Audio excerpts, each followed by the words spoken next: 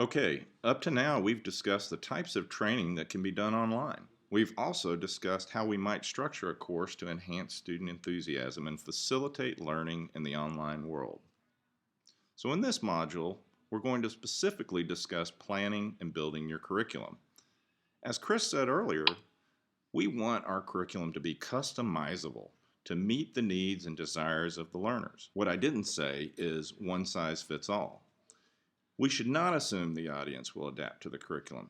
Instead, if we want to remain viable and relevant, we need to be spring-loaded to adjust the curriculum to fit the customer's requirements.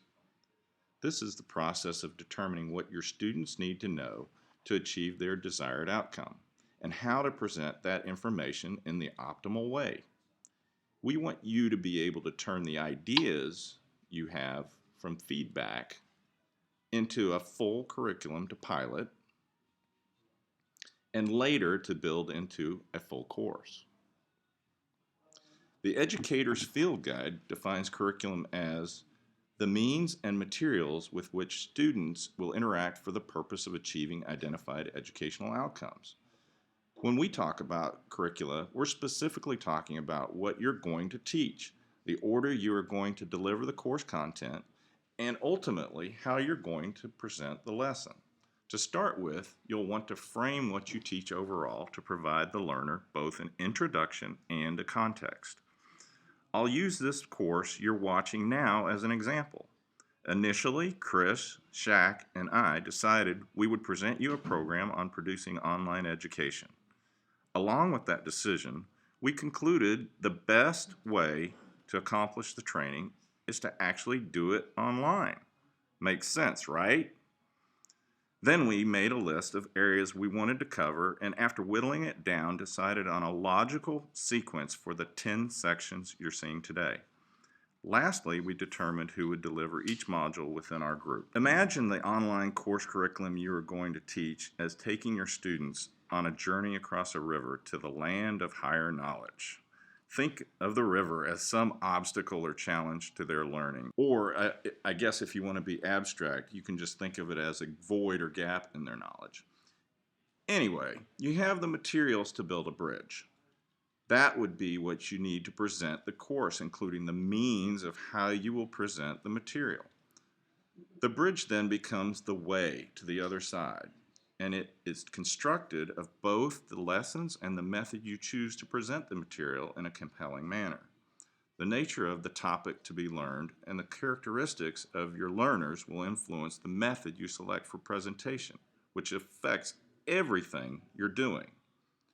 And lastly, the other side of the river is the destination or the end of the journey, and that will be indicated by the students actually acquiring the desired learning objectives.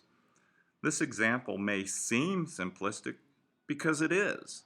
However, the ends, ways, means model is useful both here and for illustrative purposes in a number of other situations you may face down the road. So putting your curriculum together goes beyond just wanting to teach something and includes how you break up, or as we say, chunking up the pieces, and then how you deliver those different pieces. So you've heard this term chunking up. What does that exactly mean? No, not chunking, chunking. Next slide.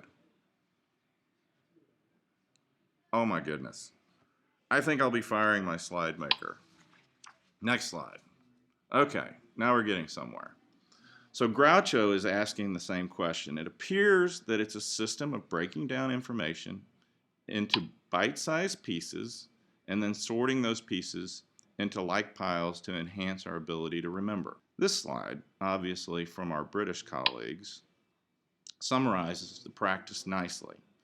Chunking is a way to organize and process large bits of data in such a way that it is easier to retrieve from our memory.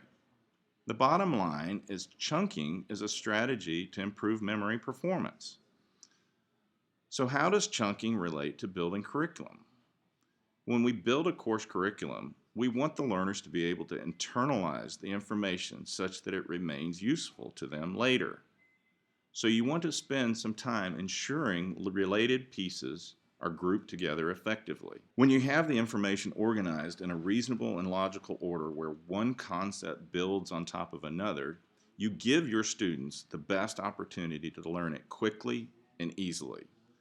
To reiterate, your students need to understand.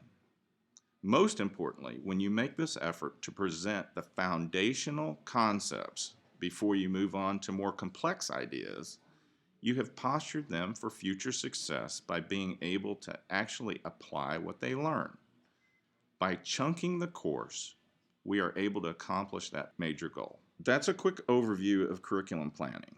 Now Shaq will cover Module 5, Course Production.